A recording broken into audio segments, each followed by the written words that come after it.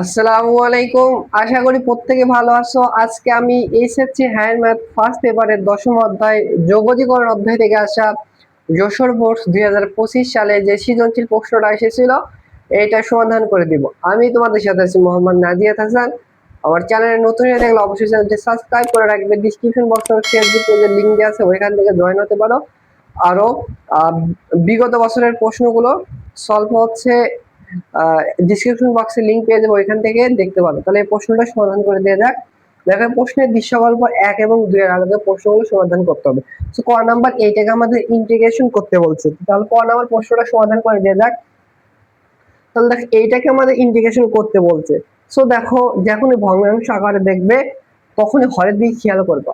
যদি হরের কে যদি হচ্ছে অন্তরীকরণ করে উপরে যে লবের ওইটা যদি পাওয়া যায়, সেটা একটা ফর্মুলা আছে। ফর্মুলাটা হচ্ছে এখানে একটু লিখে দিয়ে দেখো, ইন্টিগ্রেশন ধরো এফ অফ এক্স এর একটা ফাংশন দেওয়া আছে, সেইটাকে যদি তুমি অন্তরীকরণ করো তাহলে হচ্ছে a prime of X D X এরকম ফরম্যাট থাকে।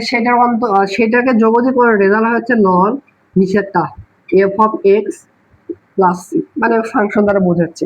এইখানে দেখো এখানে নিচে যেইটা আছে সেটাকে দেখি তো অন্তরীকরণ করে এর উপরেটা পাওয়া যায় নাকি। দেখো ডি ডিভাইডেড ডিএক্স, এখানে আছে হচ্ছে এক্স প্লাস সাইন এক্স, তাই তো। সো দেখো এক্স এর সাপেক্ষে এক্স এর অন্তরীকরণ করলে হবে 1, এবারে প্লাস sin x কে এক্স এর সাপেক্ষে অন্তরীকরণ করলে হবে cos x। তাহলে দেখো তাই 1 প্লাস cos x উপরে আছে, তাহলে এইটার অন্তরীকরণ রেজাল্ট হবে লট নিচেরটা modulus of x plus sin x modulus plus c। কেন মডুলাস? কারণ লনের ভেতর নেগেটিভ মান গ্রহণযোগ্য হয় না। সো এটা হচ্ছে এই প্রশ্নের অ্যান্সার। আশা করি বুঝতে পারছো। দেখো এবার খ নাম্বার প্রশ্নের সমাধান করে দেওয়া যাক। খ নাম্বার এটা আমাদের মান নিয়ে করতে বলছে। সো যেটা দেওয়া আছে সেটা লিখি। সো এখানে এফ অফ এক্স একটা ফাংশন দেওয়া আছে, এফ অফ এক্স এর ফাংশনের মান দেওয়া আছে হচ্ছে cos ইনভার্স এক্স। এখানে বসে দেয়, তাহলে দেখো কি হয়, 1 plus X of F of X এর ফাংশন দেওয়া আছে হচ্ছে cos ইনভার্স এক্স, এরপর স্কোয়ার আছে তাই স্কোয়ার দিলাম, আর নিচে আছে হচ্ছে root over 1 minus x square D X. So এবার দেখো নিচেটাকে কি অন্তরীকরণ করলে উপরেরটা পাওয়া না পাওয়া যাচ্ছে না, তাহলে যে কাজটি করতে হয়, উপরে যদি যোগ বা বিয়োগ আকারে থাকে আমরা আলাদা আলাদা করে লিখবো, মানে আরো ছোট করার সরলীকরণ চেষ্টা করবো। তাহলে দেখো এখানে 1 ডিভাইডেড এটা একবার লিখবো, দেখো 1 divided root over 1 minus x square, এরপরে প্লাস আছে এখানে প্লাস দিলাম। আবার দেখো এখানে আছে হচ্ছে একবারে নিলাম cos, এইখানে কি হবে cos ইনভার্স x, এরপর হচ্ছে স্কয়ার ডিভাইডেড হচ্ছে দেখো 1 মাইনাস এক্স স্কয়ার, এখানে dx দিলাম। তাহলে লসাগু করলে দেখবে এইটা হবে। ভেঙে লিখলাম, লাভটা কি হলো দেখো, যেহেতু ভেঙে লিখলাম আমরা আলাদা আলাদা করে ইন্টিগ্রেশন করতে পারবো, যেহেতু যোগ বিয়োগ থাকলে আলাদা আলাদা করে ইন্টিগ্রেশন করা যায়। তাহলে দেখো এইটাকে যদি আমরা একবার এর সাথে ইন্টিগ্রেশন একবার এখানে নিলাম, একবার dx এর সাথে নিলাম আর একটা dx এর সাথে নিলাম, আপার লিমিট এখানে 1 লোয়ার লিমিট 0। সো দেখো এটা ডিরেক্টলি ফর্মুলা পড়ে যাচ্ছে 1 divided root over 1 minus X square যদি x এর সাপেক্ষে যোগনীকরণ করা হয় সেটার অ্যানসার কিন্তু হয় হচ্ছে sin ইনভার্স x। আর আপার লিমিট এখানে চলে আসবে 1 এবং লোয়ার লিমিট এখানে চলে আসবে 0, এখানে প্লাস আছে থাক। এবার এইটাকে আমাদের ইন্টিগ্রেশন করতে হবে। সো দেখো এই ম্যাথের ক্ষেত্রে আমাদের ধরতে হবে।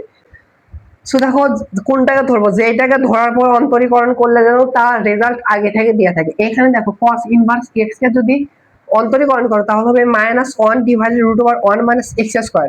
এইখানে একটা জিনিস খেয়াল করো, আমাদের কিন্তু এখানে মাইনাস লাগবে বাট এইখানে সে প্লাস, সেহেতু আমরা জোর করে এখানে একটা ধরো এখানে 1 আছে ইনটু 1 আছে, এখানে -1 দিলাম, মাইনাস লিখলাম, এখানে যে প্লাস সমতা করার জন্য এখানে মাইনাস দিতে হবে, এই মাইনাস মাইনাসে প্লাস হবে। ক্লিয়ার? তাহলে দেখো এখানে ধরা লাগবে, ধরি আমরা হচ্ছে cos ইনভার্স x কে ধরবো, কারণ এটা রেজাল্ট দেয়া আছে অন্তরীকরণ করলে সমান সমান z ধরলাম। উভয় পক্ষে x এর সাপেক্ষে অন্তরীকরণ করা হয়, তাহলে এটাকে x এর সাপেক্ষে অন্তরীকরণ করলে হবে -1 ডিভাইডেড 1 মাইনাস এক্স স্কয়ার, আর এবার সব হচ্ছে dz ডিভাইডেড dx। এখানে কি আছে দেখো dx ডিভাইডেড এইটা ভাগ আকারে আছে, সেহেতু অতএব আমরা লিখতে পারবো কি, দেখো আমরা লিখতে পারবো হচ্ছে এটা সাথে এটা গুণ করলে হবে dx divided root over 1 minus x square equal ডান পাশে থাকবে হচ্ছে dz। যখন ধরা হয় তখন কিন্তু আপার লিমিট এবং লোয়ার লিমিটও চেঞ্জ হয়। এখানে দেখো আপার লিমিট এবং লোয়ার লিমিট মানকে এটাই লিখি, দেখো 3টা ঘর অঙ্কন করবা। আগে কি ছিল, এই মানগুলো ছিল কিন্তু হচ্ছে এই এক্স এর মান ছিল, এক্স এর মানে আপার লিমিট হচ্ছে 1, লোয়ার লিমিট 0। এখন মান কি যেটা আসবে, জেড ধরছি, জেড এর মান আসবে। এখানে যদি 1 বসাও, ধরো cos ইনভার্স 1 হচ্ছে কত ডিগ্রি মান বলো তো, 0 ডিগ্রি মান কিন্তু হচ্ছে, তাহলে আসবে কিন্তু 0। আমি একবার চেক দেই, cos ইনভার্স হচ্ছে 1, 0 আসবে। আবার এখানে যদি 0 বসাও, তো cos ইনভার্স 0 যদি বসাও তাহলে আসবে হচ্ছে 90 ডিগ্রি।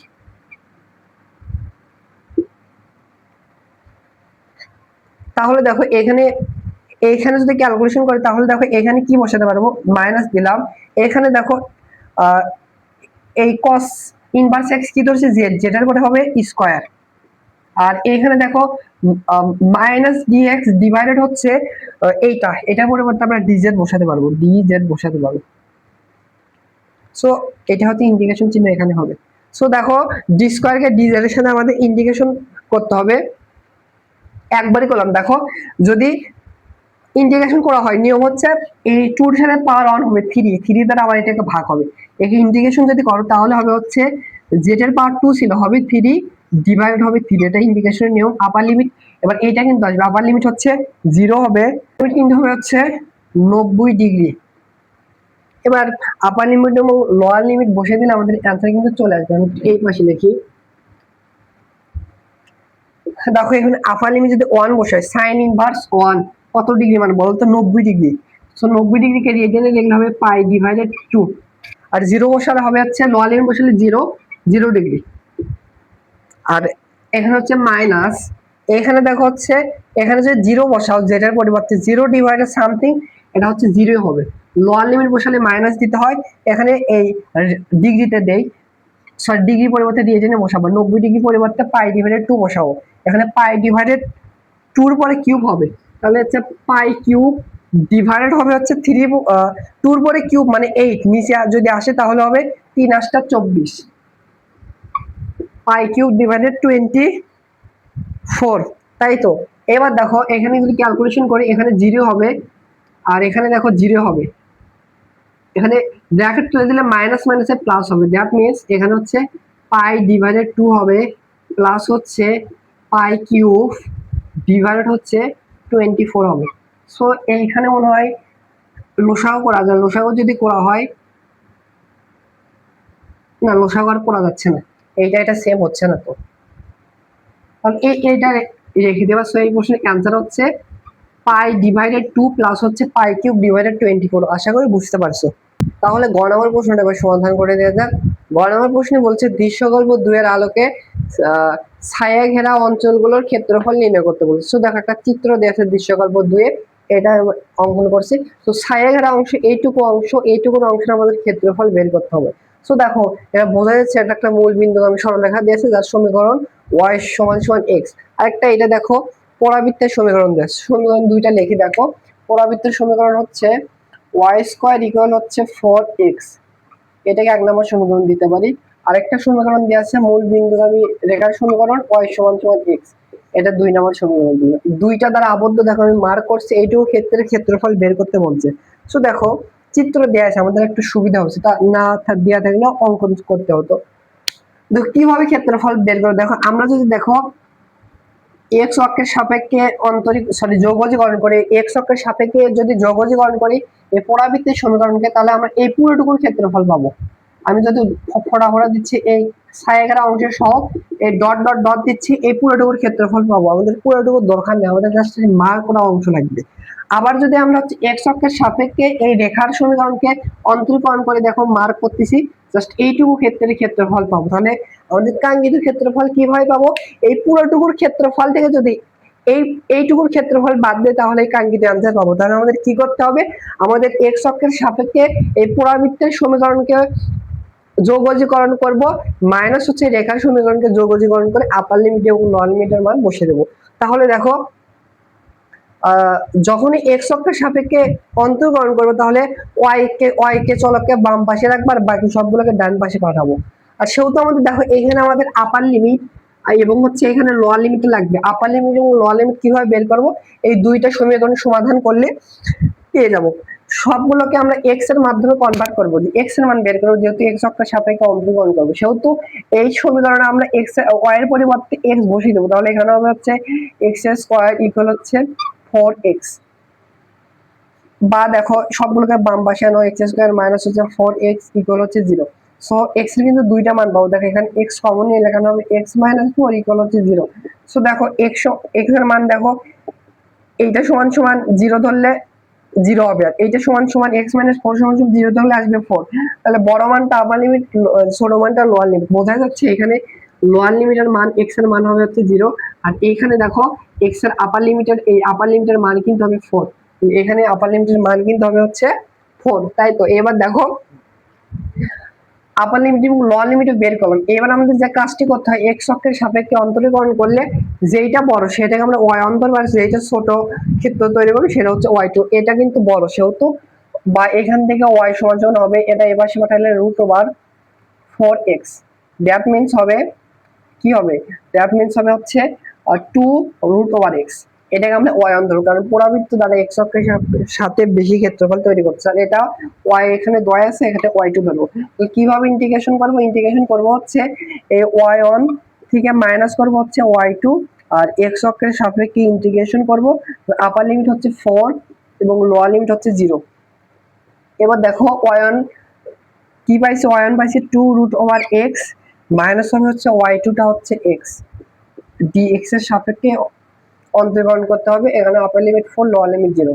আচ্ছা দেখো আমরা আলাদা আলাদা ভাবে ইন্টিগ্রেশন নিতে পারবো, একবার আমি করে দিলাম। দেখো এই √ওভার এর পরিবর্তে আমরা পাওয়ার হাফ লিখতে পারবো, কেন, কারণ আমরা জানি ইন্টিগ্রেশনের নিয়ম হচ্ছে পাওয়ার সাথে এক যোগ হবে, ওইটা দ্বারা ভাগ হবে।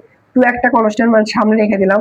এখানে দেখো এক্স এর পাওয়ার আছে হাফ, এক্স এর সাপেক্ষে এটাকে যোগনীকরণ করলে 1 যোগ হয়ে পাওয়ার হবে 3/2, এইটা দ্বারা 3/2 দ্বারা এটাকে ভাগ হবে। এরপরে মাইনাস দেখো এখানে x এর পাওয়ার আছে 1, 1 এর সাথে 1 যোগ হলে 2 হবে, ডিভাইডেড হবে 2। আপার লিমিট এবং লোয়ার লিমিট এই পাশে চলে আসবে, আপার লিমিট 4 লোয়ার লিমিট 0। তো এই 2 টাকা এর সাথে আছে, এর সাথে নাই, সেহেতু এই 2 টা শুধু এর সাথে দিব, বুঝছো, কারণ 2 এর সাথে গুণ হবে। এবার দেখো আপার লিমিট এবং লোয়ার লিমিট বসাবো। দেখো এখানে দেখো আপার লিমিট যদি বসাই 2 ইনটু এই ভগ্নাংশে ভগ্নাংশ থাকলে এটা উল্টে যাবে, উপরে আসবে 2 নিচে আসবে 3। এবার x এর পরিবর্তে বসাবো 4, 4 এর পরে পাওয়ার কত 3/2 হবে, 3/2। এবার দেখো হচ্ছে মাইনাস এখানে x এর পরিবর্তে 4 এরপর হচ্ছে স্কয়ার, 4 এরপর স্কয়ার ডিভাইডেড হচ্ছে 2। আর এখানে দেখো আপার লোয়ার লিমিট যখন বসাবো তখন মাইনাস দিতে হয়, এখানে যদি 0 বসাও 0 - 0, দ্যাট মিন্স লোয়ার লিমিট বসালে 0 হবে। এখানে ক্যালকুলেশন যদি করে দেখো এখানে হচ্ছে কত 4/3, আর এখানে 4 এর পরে পাওয়ার হচ্ছে 3/2, দ্যাট মিন্স হবে 8। একবারে ক্যালকুলেটর দেখবা, মাইনাস এখানে 16/2 মানে হচ্ছে 8। এখানে হচ্ছে 4×32 ডিভাইডেড 3 মাইনাস হচ্ছে 8, এখানে লসাগু করলে নিচে 3, এখানে হবে 32 মাইনাস 3×24। তাহলে দেখো 32 থেকে 24 মাইনাস করলে হবে কত 8, নিচে আছে 3।